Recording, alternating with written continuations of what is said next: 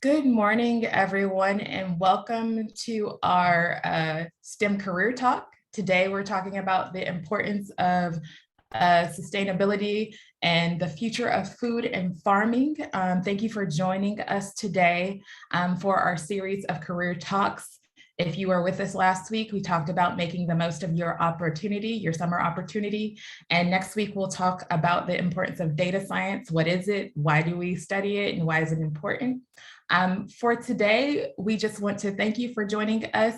We are Lawrence Berkeley National Laboratory, and my name is Faith Dukes. I'm director of our K-12 STEM education and outreach programs here. Berkeley Lab is one of 17 national laboratories, part of the Department of Energy National Complex. And here at Berkeley Lab, which is located in Berkeley, California, we are all about finding solutions to the world's global issues. And so we are known for our team science and bringing science solutions to the world. So thanks for joining us. Thanks for being a part of our series.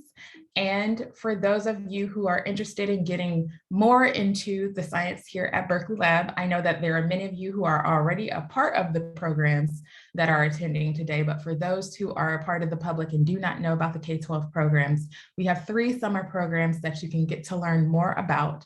They are our Berkeley Lab Director's Apprenticeship Program, our SAGE Summer Camp, and our Experience and Research programs that we offer during the summertime. We'll put a link in the chat box for you to check out our K-12 website. You'll see it now. And you can get to know more information or sign up for our newsletter if you're not already on it to take part in future programs. So today, as I said, we are talking about the future of food and farming, and we have 3 wonderful panelists who are talking about their work in specifically around food and agriculture and the future of technologies within agriculture and environmental science. And so I'm first going to have our first speaker join us, Haruka Wright. She's an Earth and Environmental Sciences area, and she's a staff scientist here at Berkeley Lab. So Haruka, I'll let you do your introduction for today's panel. Hi, nice to meet you, everyone. Yes, I'm Haruka Wright from Earth and Environmental Sciences area. Next slide, please. So I'm actually originally from Japan. I was born in a small town in a rural region in Japan, a lot of agriculture, a lot of apples, I would say. I guess I didn't know any researchers at all when I grew up. Most of my friends didn't even go to 4-year colleges. My inspiration before college came from animation, manga, of course. I'm from Japan. Nausicaa on your left is a really great anime book, The Future of Human Society, all living in polluted, toxic world. Oishinbo on your right is about food and cooking. It talks about environmental pollution and the impact on the food. Sustainability, I learned a lot of pesticides, fertilizer usage, and organic farming. This book, I guess, lasted for 20 years. I think it's still going. It's a great manga book. And yeah, I grew up reading it. And also my region had a lot of nuclear facilities. So I grew up always worrying about nuclear contamination. So that's why I got to very interested in environmental science. And at the same time, nuclear physics, you see Marie Curie, it's a great female scientist. So that was my inspiration. Next slide, please. So in terms of my research right now, I work on sort of broader environmental informatics, data science with environmental data sets. There are so many exciting new technologies. You see in the middle, we have a lot of drones, satellite images, and sensors. So the data science is really important to sort of extract key information and integrate all the data sets. I work with satellite images to map where our sort of drought sensitivity is high or low. I work on geological mapping using airplane-based geophysics. I have worked extensively on the radiation mapping in Fukushima. So I work on sort of spatial statistics and maps. I loved map even when I grew up. So I'm still doing that right now using data science. Next slide, please. So in terms of the agricultural science, I'm managing a team of scientists and postdocs and students. This is our field work looks like. It's pretty exciting. One of them you can see he's holding a drone, small airplane. We can take a picture of a big field in the middle, you can see, and then we do one scientist on the right, red shirt is collecting soil and plant samples, and another scientist is dragging a device to measure soil electrical conductivity and soil type and soil properties. Next slide, please. So yeah, in my research, for example, we can map plant productivity. You can see on the left, or plant height, plant growth, and soil properties. And we can put all these information together and identify, for example, what are the key factors for soybean yield, and how we can improve the soybean harvest, soybean yield. For example, in this field, we found that the most important is the soil properties, not the fertilizer use. So in the following year, the farmers reduced the fertilizer and got increased yield. So that was really, and sorry, farmers actually amended the soil too. And so they paid less for the fertilizer and they got more yield. So yes, we are helping sort of farmers to improve their input, like the finance, but also helping the environment by reducing the fertilizer use. So this is that snapshot. Thank you.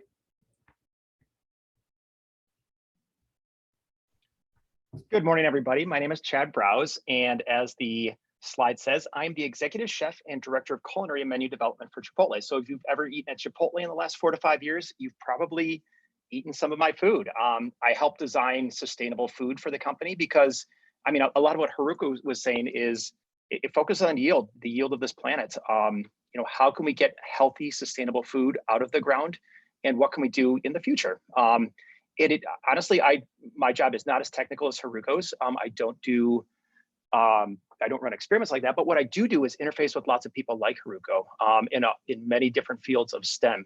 So whether it's the food scientists that help kind of take an idea that I've created in the kitchen and make it larger scale. So, you know, things change. Like if you're making a small pot of soup versus a big pot of soup, you have different protein and starch interactions in the ingredients that go in there. And then the way you apply heat over time also affects it. So I interact a lot technically from there. I've been doing this I've been cooking since I was 14. Originally in high school, I thought I wanted to be an engineer. So I enrolled into the University of Michigan. I was still cooking though. And I really loved like how technical the engineering degree was, but I just missed the art of cooking, right? It was so much fun. I ended up getting myself an internship for a tier 3 auto supplier using electrical engineering and computer science stuff. I love the cool aspect of using technology, but it didn't fit like what I actually wanted to do. So I went into cooking and I did about 10 years of cooking high-end restaurants. I lived in New York City. I went to Paris. I went to Barcelona and I learned how to cook really well. But then there was like this thing in the back of my mind, like I just wanted to do something more technical, I just didn't want to serve 150 people a night. I want to serve thousands of people, you know, or even millions of people a day. And that's how I ended up at Chipotle. And the cool thing about my job now is we're huge. I can serve people I would say 300,000 people before noon on the West Coast where we are, you know, going across all the time zones in the US, we could serve 300 to 400,000 people. And what that means is the changes that I make at scale, you know, that's what we say with the big company, we work at scale. If I make little things, like if say next year we buy 3% more cilantro that was grown organically from sustainable farmers, right? That's big change, right? So in a little restaurant, I can order from a small farm and I can buy maybe 1 cow per week. But through Chipotle, if I want to move to grass-fed, where you know they're using the land wisely and the resources wisely, I buy, 10 million pounds of beef a quarter. So the little incremental changes that we can make at scale mean a lot. So sustainability is something that's very important to me. And I like my handiwork, the way I design a recipe now translates into a big reach, right? So we're a big company, we're not perfect, but every year we try to be better. And I really love it. I love the ability to take those cool things and make change, right? Using food. So there is a way to use STEM that in a non-traditional manner. I ended up going back to college. I got a degree in mathematics and computer science through Columbia. And I do work with our data science team here because big companies, even food companies, we deal with a lot of numbers now. So especially if you think all the app purchases, so I'm sure everyone here has ordered through DoorDash, Postmates, or even natively on the Chipotle app, that's a lot of information coming into a company. And you can use that to kind of see what are the trends in how people eat, and then seasonally, how do they eat? And then you can take that information back to the farmer and you can estimate better and say, hey, look, we think we're gonna actually buy, 2 million pounds of cilantro in Q4 of next year. How can we do that? And the other thing we can do too is we can get a little bit better with how we buy food. So if we know that something grows better in a certain season and where data shows that we're going to sell more of it that season, we can contract the land differently than if we know that something peaks during a certain period. We can also direct our marketing to kind of direct people to buy more of that, and get people eating more seasonally. So I know it's a lot, and I'm looking forward to answering questions. So I'm here for you guys.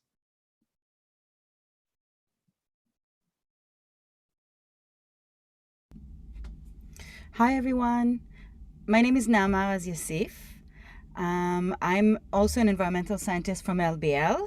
I worked with Haruka for many years. I was also an experimental scientist working in very exciting places such as polar regions, but also in the Sierra Nevada of California and on agricultural fields in Oklahoma.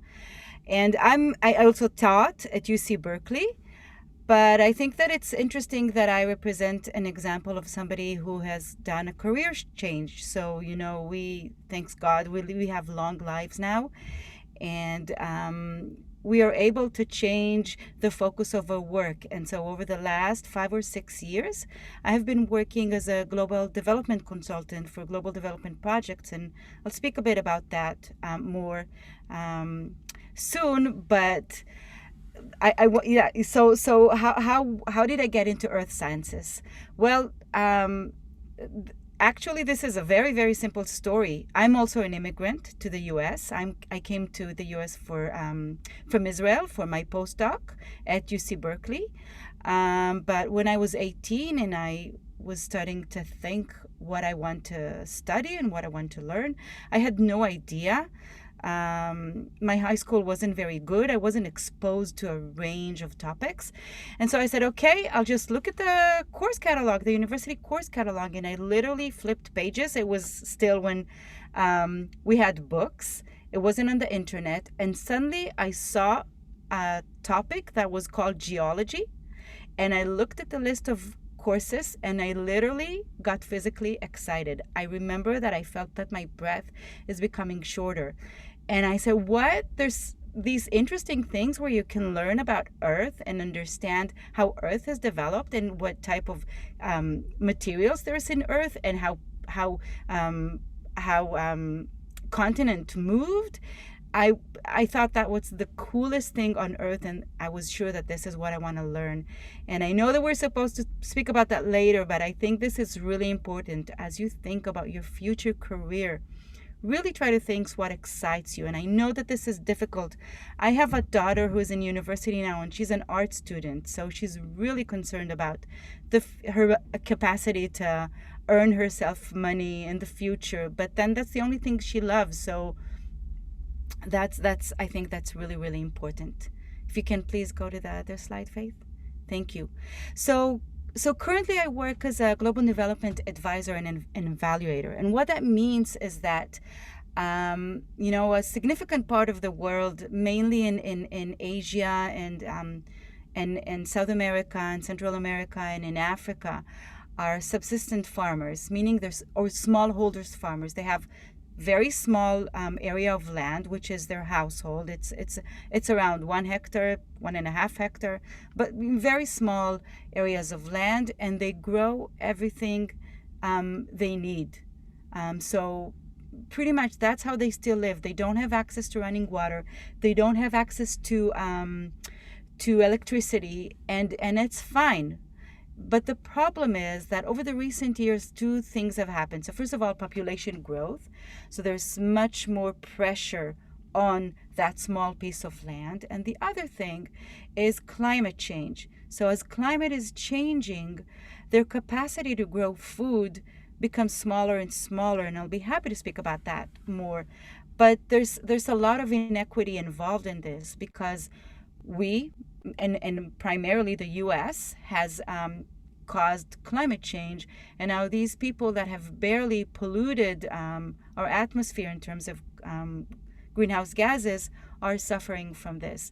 But there's a lot of potential, because, you know, these people are very poor. They're the poorest of the poor usually. Sometimes these people earn less than $1 a day, and they work for many, many hours. They don't have any equipment. But this is really interesting. Probably the first thing that they would have is this. They have a smartphone at home. So they have access to knowledge. And there's a lot of information that we can support to them with the research we do, such as the research at LBL, which will help them grow agriculture in a way that is more sustainable and more resilient to climate change. And that is the type of work I'm focusing now. Thank you, Faith.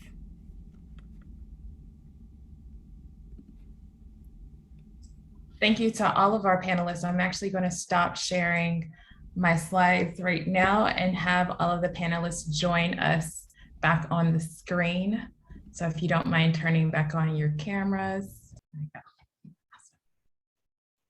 All right, so thank you so much for joining us again and for giving us those great introductions. We have so many cross-interdisciplinary, lives going on here, and I'm sure you all have talked a little bit about how you're all intersecting. But I want to go back to a first question, and I think Chef Chad, you actually pointed on this about, we don't usually often think about agricultural science or developments for food consumption as STEM related. So can you again go over a little bit of those? What are some things, or where are some areas, especially in STEM, that you feel like scientists and engineers are definitely a part of the STEM process, or the process for getting food to our tables? And I'd like to ask the rest of the panelists to finish up that, but I'll start with Chef Chad. Yeah, so our company deals with a lot of different STEM based people, whether it's food scientists or agricultural based people. But I guess we're starting at the farm. What Haruka was saying was very true. Yield, right? So yield, using less fertilizers. We're trying to get our farmers long term to essentially use the land more wisely, right? So water resources, less pesticides, less fertilizer, crop rotation. So it starts with working with scientists that know how that works, because lots of times the farmers, they know how to farm year to year using the same technique that they've always done. So you need to get in there and encourage them to use the information that's out there from great scientists like Haruka, obviously. We make those connections and get those people on the ground so they can start to do it. And then the other thing we have is the use of money, right? So we can say, look, we know that maybe the first 2 to 3 years, it's going to take some time to really develop your land to grow differently, because you know how to farm one way and you're learning a new way. So we pledge to buy their crop for the next 2 to 3 years, or even 5 years, until they get up and run as efficient or even more efficiently than they're currently running. So, that's one way that we get agricultural development done using STEM. But a big part of technology that I work with, or with people based in technology that I work with, are food scientists, right? So I'm a chef. I create small ideas that are, like, I know how to cook food to feed the people at your table. But when you grow larger batches of something, you start to get all sorts of fun interactions. And that's where we have a lot of food scientists. So they come from all sorts of background, generally organic chemistry, but you could go through a program like Chapman University or University of Illinois, or Cornell has a great food science program, and they can teach you how to manufacture food at scale. Because when you do large batches of stuff, things change. The way proteins cook change differently. The way starch interactions happen over time is way different. So there's just a lot of cool things. Like, we're working on a churro project right now. And when I make a small batch of churros, they come out great. But when you make 3,000 pounds of churros, they change, right? Because you think about the way that a churro is made in small batches, I pipe some churro batter into a fryer and it comes out great, right? Now imagine you've got 3,000 pounds and it's still piping at the same speed. So these starches at the beginning are going to be less hydrated than the starches at the end. So you have to start to learn how to modify your recipes that way. So I work with a lot of cool people here that teach me about that, and I learn every day from what they're doing. Another thing that we have a lot of on staff is microbiologists, right? So food safety, when you're serving, 2,800 stores a day, there's a lot of things that could go wrong. So we have a lot of people with masters or PhDs are in things like microbiology, biology, and they actually work directly with laboratories to test stuff. So we'll take a look at something and say, okay, well, here's Chef Chad's new recipe for churros. How is after 7 days, what's the microbial count on it? And they'll run the assays and the tests to figure that stuff out. And they'll see, are we seeing any spore formation? And if we are seeing spore formation, well, we don't want to put anything weird in there. We're not going to use preservatives, but maybe we could use a buffered vinegar and use that to slow down any spore growth, or even, cease spore growth. So there's a lot of technical stuff there. And the last thing, which I think is super cool because I'm a math major, is data science. So as people order more and more through apps and through computers, and there's a digital trail, that's all information. So the same way that Google and Amazon and Facebook follows what you're doing, anytime you order food, those are big tech companies that are actually following it. So I would say that a company like ours, we're 50% food company, 50% tech company. And actually the tech company internal here is the largest in the company. It's the largest team we have. So that covers app development, but a lot of that is the data science, right? It's tracking and seeing how people eat, and then using that information to kind of, develop better food. We can use that information to even decide, like, when do the cooks cook the food? So we can use historical data and we can run it through a little bit of an AI, and we can say, okay, on this day, knowing that last year, historically, year over year, we're going to sell probably about the same amount in the same amount of days, but it'll factor in weather. It'll factor in how many, what day of the week. So maybe last year was a Tuesday, this year it's a Wednesday. And it'll essentially create an estimate for the store of what their volume usage is going to be. And then we can break that out through day parts. So 10 a.m., 11 a.m., 12 p.m., 1 p.m., all the way through open to close. And we can use that to kind of predict, here's how much the cook should actually cook, right? Because in a small restaurant, it's not too much waste. But in a large restaurant, 2,800 stores, 10 people cooking in every store, there's a lot that can go wrong if you don't have good analytics on what you're doing. So that's actually a very big part of how we become more sustainable is food waste, right? So we can put all this work into how you grow food and how you get food, with low carbon footprint from a local farm to a store. But at the end of the day, if you're overcooking and discarding, then that's, all that work was for naught. So we do actually put a lot of data science into programming how we order and cook food, because it helps us run more efficiently, both as a company, financially, but also as, people on this planet. So it's something that's very important to us. All right. Thank you, Chef Chad. Nama, I want to go to you. And actually, there have been a lot of questions coming into the chat box, I think you all are seeing. But I want to go back to the first question someone had for you. So how does agricultural science fall under geology? That's the first one. And the second one is, have you been able to give pipelines of running water to some of the agriculturalists that you've been working with? Yeah, so thank you. So geology doesn't fall directly. But agriculture is a interdisciplinary field. I started myself. I started with geology, and then I studied geomorphology, and then my PhD was in environmental science. So I came closer and closer directly to agriculture. But because agriculture, when we talk about agriculture from a scientific point of view, we talk about the soil, plant, atmosphere continuum. So in order to understand what happens with agricultural yield, as Chef Chad said, we have to understand the characteristics and the processes in the soils that are formed from the rock, from the bedrock, which is immediately related to geology and to climate. So that's how it is related. Before I talk about water, I just want to, your first question, Faith, was about the connection between agriculture and STEM. And I want to speak about that for a second. There's one really important term we talk about when you talk about agriculture, and that's the yield potential. So what we do is we take a piece of land and we try to evaluate for a specific crop. So, right, there's differences if we're growing corn or if we're growing rice or we're growing oranges. So for that specific crop or fruit, what is the maximum yield we can produce for a specific type of, for a specific piece of land? So this takes into account the soil chemistry, the soil physics, the climate, the minerals in the soil. And then it's the farmer's kind of responsibility to reach that potential, to grow as much yield as they can. And how can they do that? There's a lot of science going into that, both into evaluating exactly the amount of what is the potential for that yield, but also in order to understand what are the practices the farmer needs to do in order to reach that potential. And going back to development regions in the world, many of those regions are far from reaching their potential, and that's where we can make an impact. And yes, regarding water is it's interesting because in many areas, well, if when I work in sub-Saharan Africa and in semi-arid and dry regions in the world, water availability was a big challenge. But even the project I work on now, which is in Cote d'Ivoire and the Ivory Coast, with farmers that grow cocoa for our chocolates, the Ivory Coast produces 40% of the world's cocoa.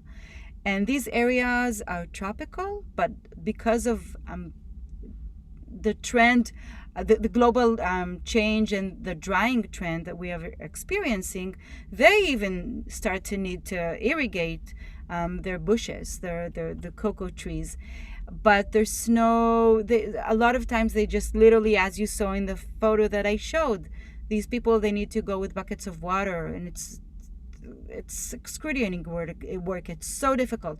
They need to go down to the river, carry buckets of water uphill, and until they reach their vegetable bed. So one of the things that I did in one of the projects, this specific project photo was from Zimbabwe, is I worked with women community gardens to design the irrigation system for their gardens, and it produced a huge impact. So thank you for that. And Haruka, I want to talk to you as well. You also talk about drought, but you were talking a little bit about machine learning, and one person wanted to ask, what's the role of machine learning playing in your work as well? And I think you all, Chad and Nama, can also answer that about machine learning, but Haruka, since you're directly thinking about that and machine learning for farming, could you speak to that as well? And you're muted. So. Sorry, yes. Yeah, I can talk about machine learning. So I think now is really exciting time that we have so many technologies. I guess I really like mapping. So I talk about spatial data set, but we have a combine that has GPS and yield data sort of sensors. So we know how much yield each location get at 10 meter resolution. So we can sort of map that yield over a large area. We know exactly which soil produced more soybeans or not. And we also have satellite imagery, so we can track the plant growth all the way, and we can also map the soil. Now we have to then we can actually analyze what are the main factors that control yield. Is it soil? Is it water irrigation maybe went wrong, or fertilizer use? So once we know the key factors, we can adjust those key factors. One thing that we found, for example, key factor was not amount of fertilizer, then okay, we can reduce amount of fertilizer. That helps farmers' income and also environment. Another thing we are looking at is like we can track sort of the plant growth, and we can see like somewhere failed because irrigation failure or something like that, or disease. So then we can actually detect those plant growth failure. Then we can sort of address it real time. So those things are coming out of machine learning associated with all the technologies too. Thank you very much. Again, coming from the audience, I'm going to combine two questions. One said, what can people do every day to ensure they are sourcing their food sustainably? And have you all seen a difference in pricing for sustainably sourced foods as well? So Chef Chad, I'll start back with you about what can people do every day, and do you see a big difference in the pricing for those foods that are sourced? Yeah. So for every day, farmers market, I know people have been saying this for years, but go to your farmers market, right? Talk to your farmers, buy local, because they'll be growing what's most efficient for your area, and the carbon footprint's gonna be much less. And in terms of pricing, yeah, sustainable food is more expensive because we also include in the idea of sustainability, it's not just for the land, it's also for the people too. So what I would consider a sustainable company is also paying fair labor wages.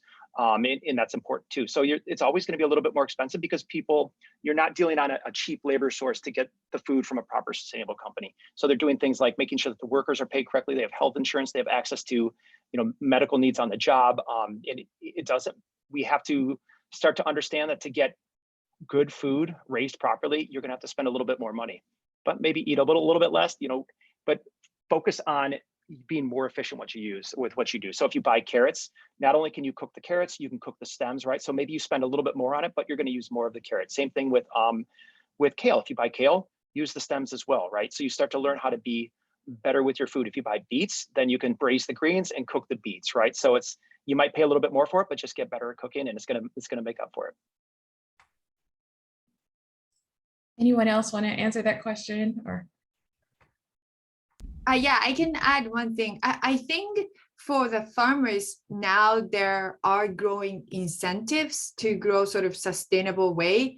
For example, reducing fertilizer, I talked about, or some of the farming practices to sequester soil carbon, so that they can get carbon credit, for example.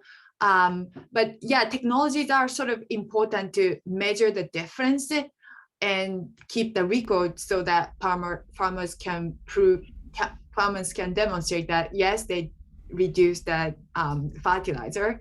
And then also the data set are important in the sense that even if they reduce the amount of fertilizer, they were able to produce the same amount of soybeans or same amount of yield. So yeah, the technologies are helping to measure that sustainability and how sustainable it is. I can add something as well, coming from not from the positive side actually. And I want to speak again about the project I'm working now on in Côte d'Ivoire for the cocoa sector. So you probably are aware of the concept of fair trade. So if you buy a chocolate bar, it has an icon that says that it's fair trade. Well, let me tell you, which meaning that it's grown sustainable and that the farmer, just like Chef Chad said, receives a fair amount of money, but also in regards to environmental indicators. So let me tell you, from this project, I recently learned that fair trade, a lot of time, that icon and that certification is meaningless, unfortunately.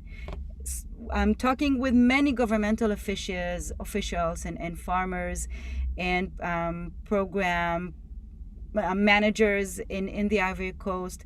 I came to understand that many people that report that they grow cocoa in a specific place, that isn't true. They actually had to go through a lot of deforestation. So sometimes they have a cocoa farm in the middle of the rainforest, even though they say that it's not. And then there's unfortunately also a lot of child labor, even though that farmers are not reporting that they're using children to grow cocoa. So there's a lot of issues. We're not going to blame anyone because growing cocoa is so difficult.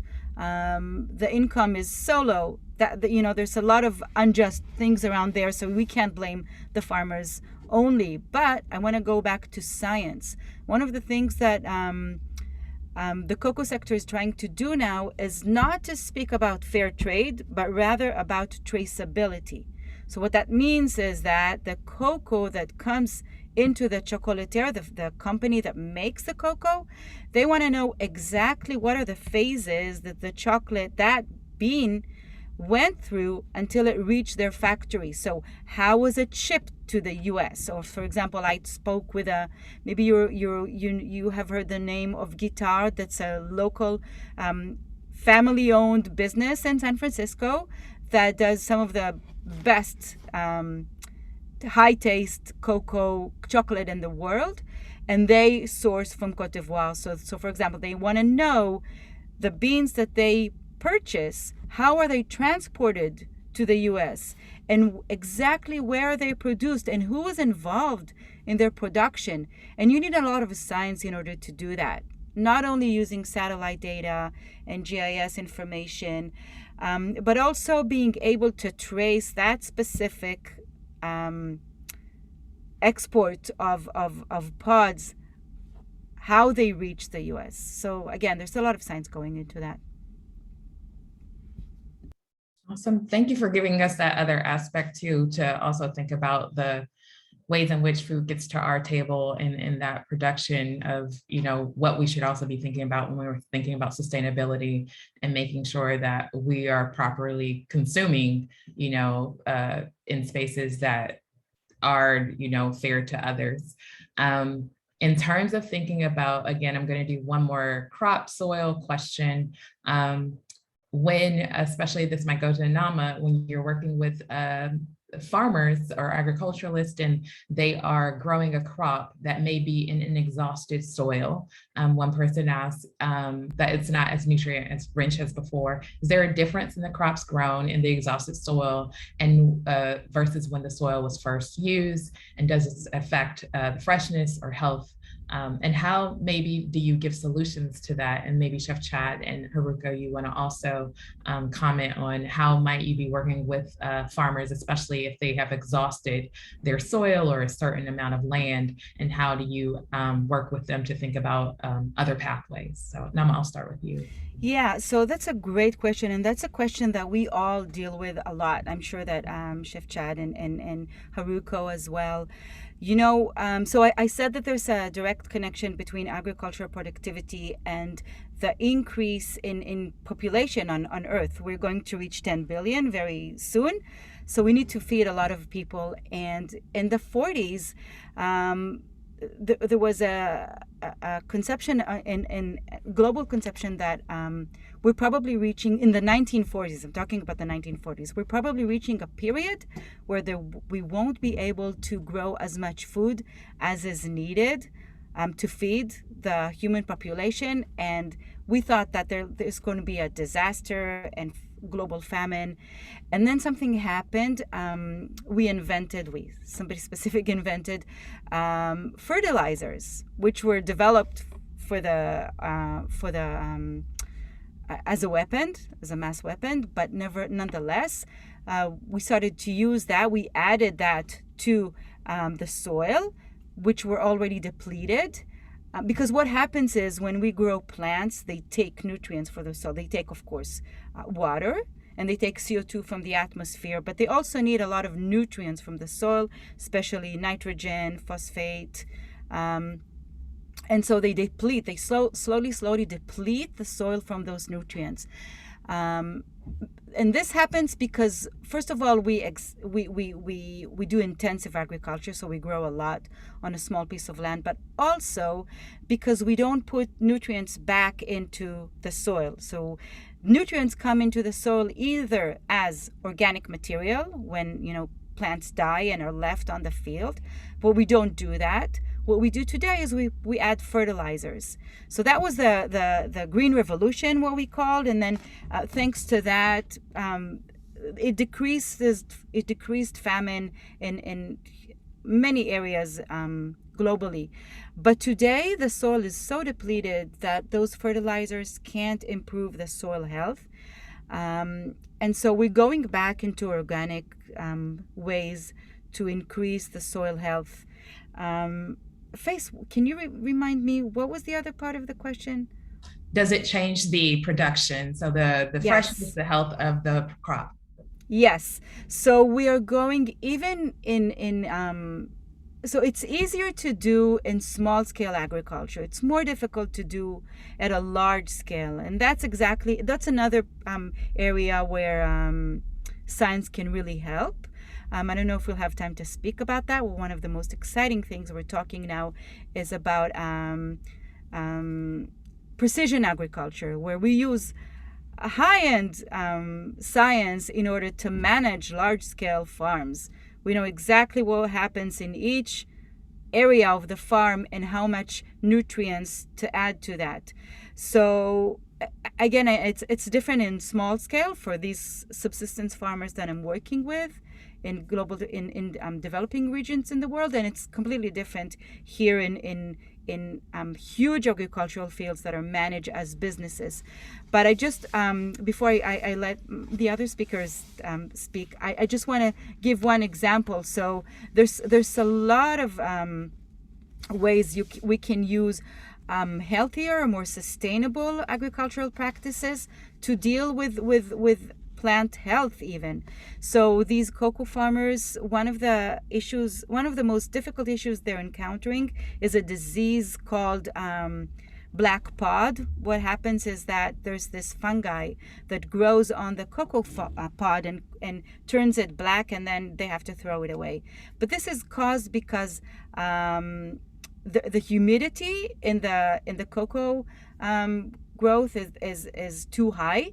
So one of the practices we teach them is to simply cut trees that grow above the cocoa bushes. Cocoa trees are relatively small, and so there's more aeration into the cocoa. And then instead of adding pesticides, which are horrible to the soil and to the environment, with correct management practices, they can eliminate those diseases.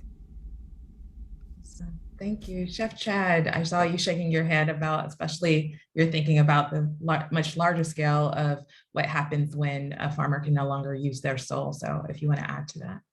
Yeah, I mean, what we noticed right away is yield, as soil's exhausted, yield decreases, so prices go up, right? So it's on us to make sure that the soil keeps on yielding to keep prices lower so we can buy better food for more people.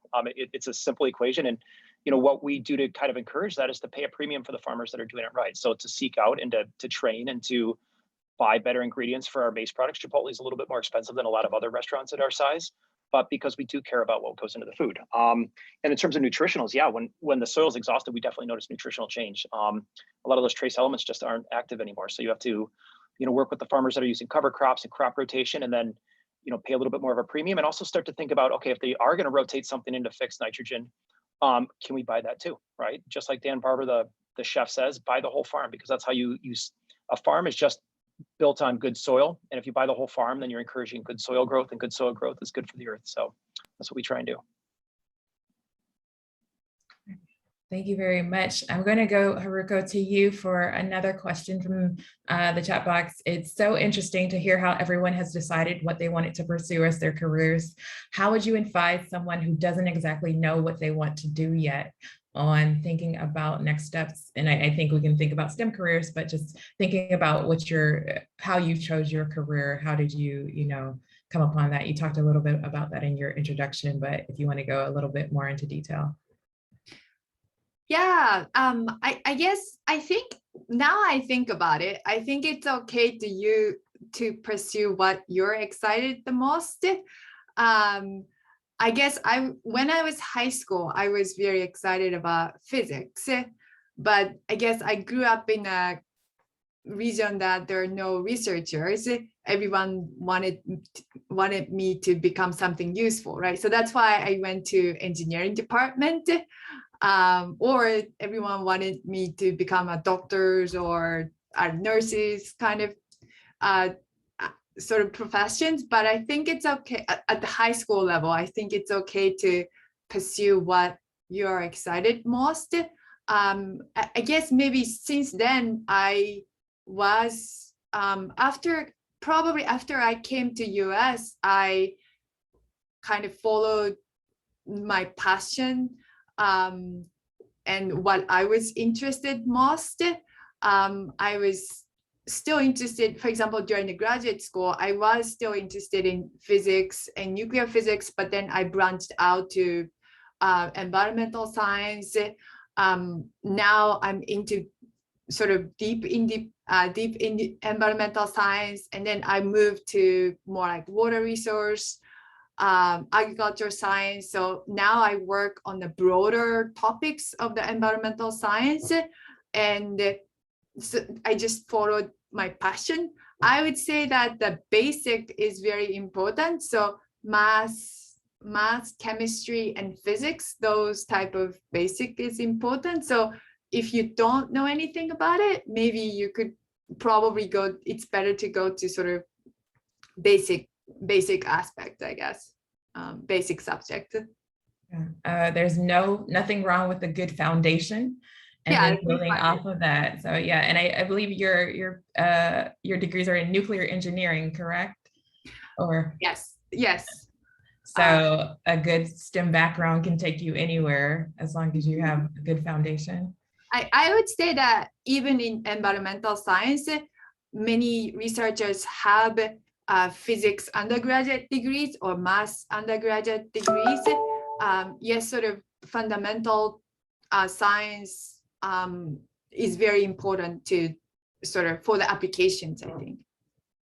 All right, and I'll go back to you, Chef Chad, about how did you decide on what you wanted to do? And you kind of gave us a little bit of that. You started off in one thing and moved over to another. And someone originally asked, how did you make that switch into the culinary side of things?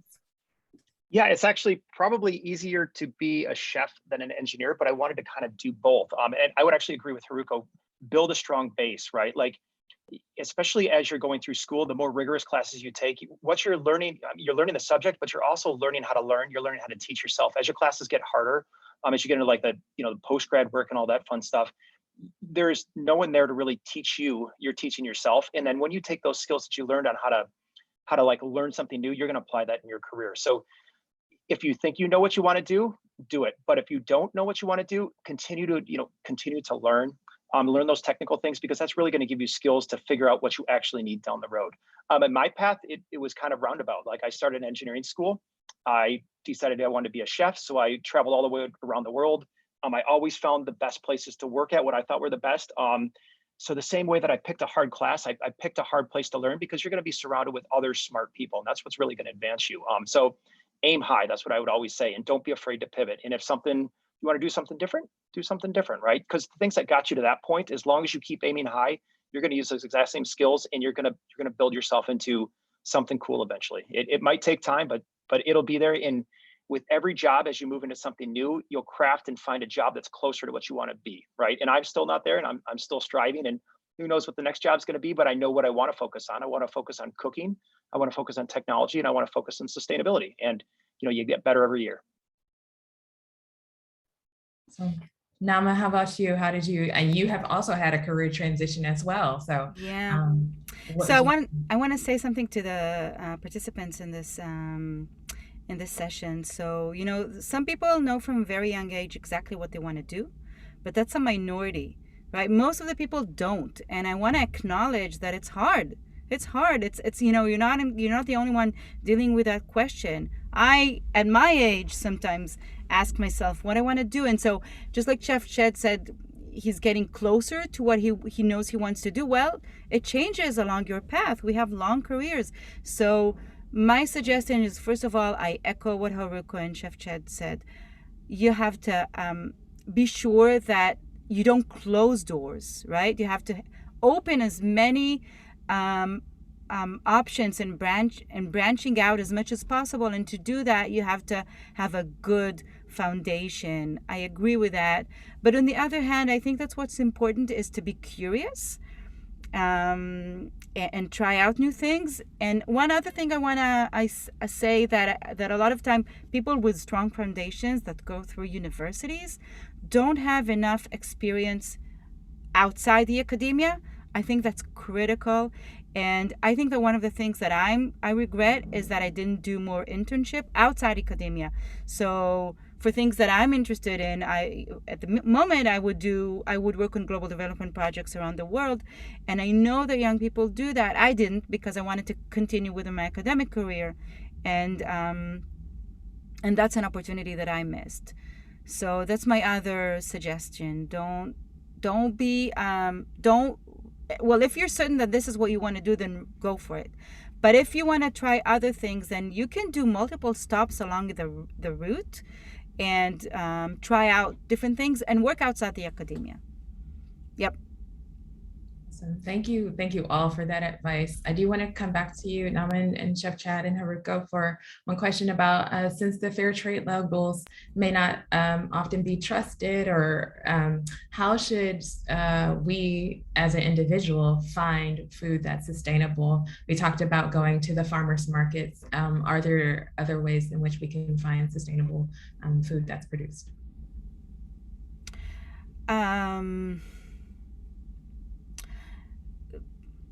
I don't have a clear answer to that. I think that, again, so going to the farmers market and talking with the farmers that grew that harvest is good.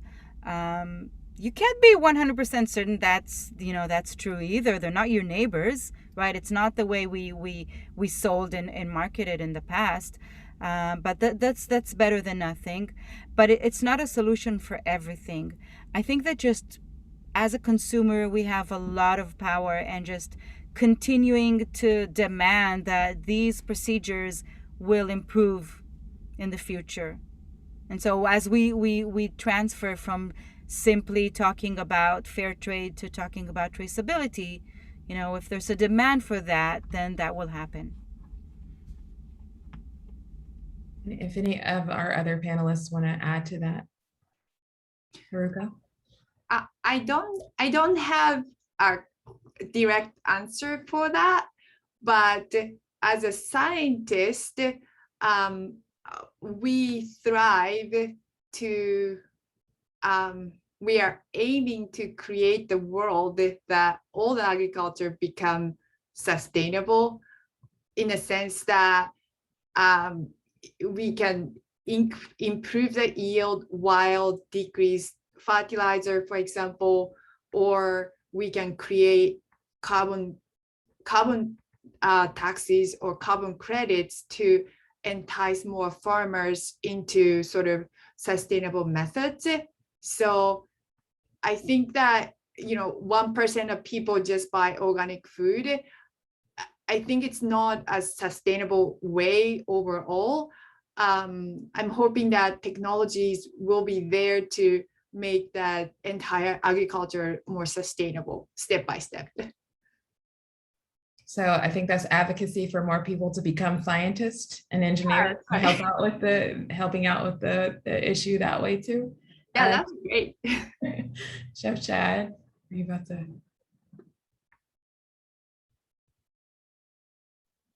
Sorry, I was muted. I would also say I don't have a great answer to the fair trade question, but I would say is where you spend your money is meaningful, long-term especially. So the more you buy from farmers, the better they're going to do and the better they're going to be able to sustain. But also other companies recognize that, right? If you start shifting more of the dollars that you would have spent at a grocery store to a farmer, the grocery stores, they will do their own consumer insights work, and they will start to realize, hey, look, people are buying less of this, or maybe they're buying more organic and they start to shift their buying patterns as well. So the more you do as a consumer, it may take a little bit longer, but business will follow where the money is, and the way you spend your money will influence the way businesses operate. So as you find out about somebody that does have good traceability, a fair trade label that truly is fair trade, support them, right? So the more you support those companies, the better they'll grow. But also outside companies that don't really do that, they're going to take notice of what's happening, and they will also change their practices. It's a slow way to do it, but it is an effective way to do it. Vote with your dollar. It's an old saying, but it truly is true. And it's the way I do, whether it's our large scale company or even feeding my family. Awesome. Thank you for that. Haruka, you had. Yeah, just one comment. I think it's also up to the consumers, in a sense that if the consumers are, as Chef Chad mentioned, if the consumers are more interested in those aspects, the companies or the farmers would put more resource into it. So I'm really excited to know Chef Chad, and it's great to have someone like him in a big company, right? The big company actually make a big difference across the US. So I think it should be more sort of the global scale efforts to improve overall sustainability. Awesome. And thank you to our panelists. We got 2 minutes left, and I always like to end on this. You know, you all have given already great advice to everyone in the audience. But again, go back to that. You as 18, leaving high school, going into college, what few words would you give to yourself as you were starting off and thinking about leaving your parents' home and going off into the world? So Nama, I'll start with you, just a quick, 15-second advice. Feel in your body what excites you. Oh, Chef Chad. I'd say take the hard classes and focus on the learning, not on the grade. Like, hard classes are hard. If you don't get a solid A or beyond, it's okay. If you get a B, but if you know the material and you can walk away from that class knowing it a year later, that's where you've got your value. Don't focus on the grades as much. Grades are great, but once you're out of school, nobody cares about those. Just focus on what you learned. Haruka. I agree with some of the Nama's comments, but yeah, sort of follow your passion and stay curious. I think that's the most important for the scientists, I think. All right, stay curious. I like to end on that note. So thank you very much to our panelists for being a part of today's discussion. We are recording this and we'll post it later for those who missed it. And I know some people in the chat box also said they wanted to rewatch. So thank you so much for being with us today. I know you all are very, very busy, and I appreciate you taking the hour off to come talk to us. And thank you to our audience for sticking with us for the whole hour. We hope to see you all next week when we talk a little bit more about deep diving into data science with some data scientists. And thank you and have a good weekend. So thanks, everybody.